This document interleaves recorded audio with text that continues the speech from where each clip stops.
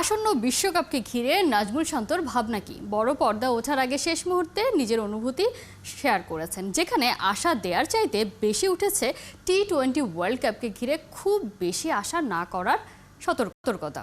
সাথে চেয়েছেন দর্শকদের আরও সাপোর্ট। প্রশ্ন উঠেছে, নাজমুল শান্ত আরও সমর্থন চান নাকি ব্যর্থতার লাইসেন্স চান? বিস্তারিত মাহাদি হাসানের কাছে। আল্লাহ না করুক কোনো খারাপ সিচুয়েশনে যদি পড়ি, আমরা ওই সময়টা যেন টিমের পাশে থাকে, টিমকে সাপোর্ট করে। আর কত সাপোর্ট দরকার আসলে? সাপোর্ট দিতে দিতে তরুণ ছেলেটা মধ্য বয়সের লোকটা থুরথুরে বুড়ো হয়ে গেছে। না ভারতে, না পাকিস্তানে, না শ্রীলঙ্কায়। এত ব্যর্থতার পরও বাংলাদেশিদের মতো স্বার্থহীন সমর্থনের নজির আর কোথাও নেই। সমর্থকরা তো তাদের কাজ সারা জীবন করে গেল। আপনারা কি করছেন? আয়নার সামনে দাঁড়ালে কি দেখতে পান?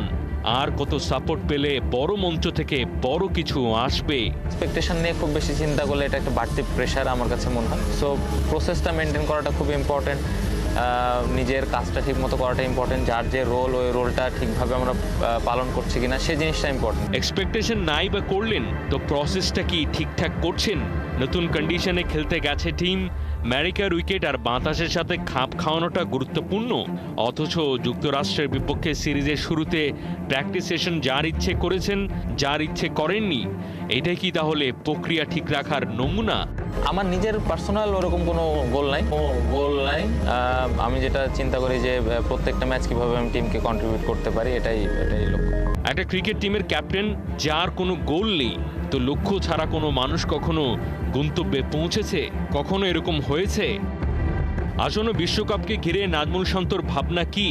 বড় পর্দা ওঠার আগে শেষ মুহূর্তে শেয়ার করেছেন অনুভূতি। অনেক সময় চাপ এড়ানোর জন্য কিংবা ব্যর্থতার ভয়ে যা ভাবেন বলেন তার থেকে অনেক বেশি ব্যতিক্রম। অধিনায়কদের এই স্ট্র্যাটেজি একেবারেই নতুন নয়। তবে একদম আশা ছাড়া যেখানে জীবনই চলে না, ক্রিকেট টিম, ক্রিকেট পাগল জাতি কি করে চলবে?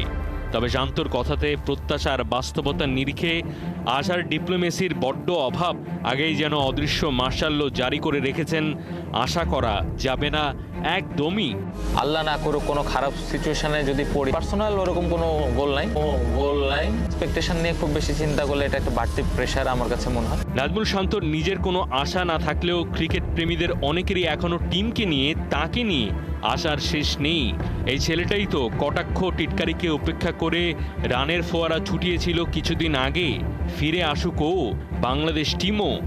আশা করা, স্বপ্ন দেখার চাকরি তো বাংলাদেশের ক্রিকেট ফ্যানদেরই। মাহাদি হাসান, ৭১।